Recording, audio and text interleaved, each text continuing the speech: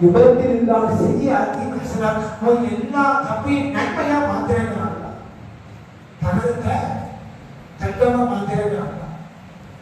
இது வேண்டாம், தகத்தை தங்கமா மாத்திட்ட இதுவும் வேண்டாம். நீங்கள் செய்த பாவங்களுக்காக வருந்த வேண்டும், செய்த தவறுகளுக்காக இருந்து நீங்கள் மன்னிப்பு கோருங்கள். பாவம் செய்வது இயற்கை. இபிலீஸ் வந்து சுபாவித்து வந்திருக்கிறான். பாவம் செய்யாமல் இருக்க முடியாது. செய்த தவறுக்காக அவ்வப்போது இஸ்திக்ஃபார் ஓதுங்கள், தொழுகையோடு துஆ செய்யுங்கள். செய்த தவறுக்காக தௌபா செய்து மீண்டு விடுங்கள் என்றுதான் அல்லாஹ் சொல்கிறான். இப்படி எல்லா உரிமைகளையும் நாம் பெற வேண்டும் என்று சொன்னால் மிக முக்கியமாக இந்த வாய்ப்பு உடனே தௌபா செய்து சுத்தமாகும். உடனே கிடைக்கிற வாய்ப்புனா அது ரமலான் மாதத்தில் முடியும்.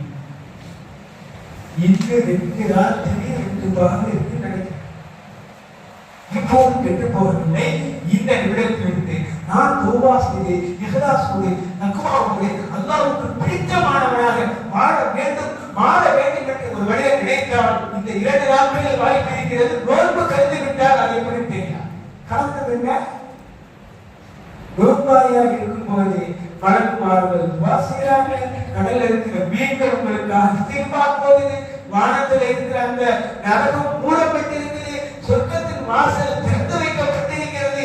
இந்த 2-3 நாட்களில் இருகாரம் ஏந்தினால் எல்லா சமூகங்களும் நாம் தௌபாவிலிருந்து விரைவாக பெற முடியும் என்பதற்கு ரமலான் மாதத்தில் அதுவும் கடைசி நாட்கள், கடைசி பகுதிகள் அல்லாஹ் ரப்பல் ஆலமீன் அடியார்களை நரகில் இருக்கவே கூடாது.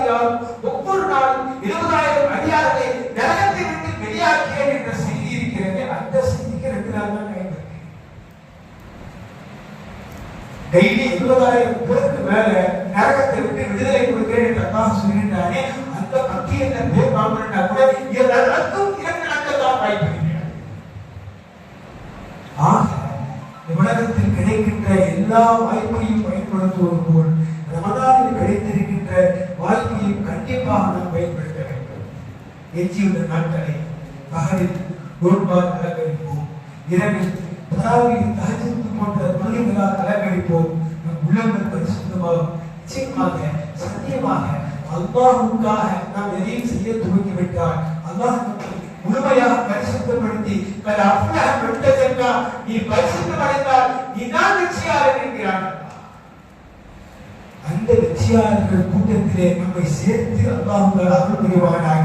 ரமலானின் பரக்கத்தாலும் தராவீஹின் பரக்கத்தாலும் லைலத்துல் கத்ரின் பரக்கத்தாலும் எந்த நோக்கத்தை நாம் ஒன்று கூடியிருக்கின்றோமோ அந்த நோக்கத்தை அல்லாஹ் கபூல் செய்து நோன்பின் ரஹ்மத்தை, நோன்பின் மக்ஃபிரத்தை, இதுக்கு விடனார் சூரத்தில் ரையானின் வாசல், இப்படி எல்லா நற்கூலியும் அல்லாஹ் சொன்னது போல் அனைத்தும் நமக்கு கிடைப்பதற்கு எல்லாம் அந்த அல்லாஹ் ரப்பல் ஆலமீன் நம் அனைவருக்கும் தௌஃபீக் செய்வானாக.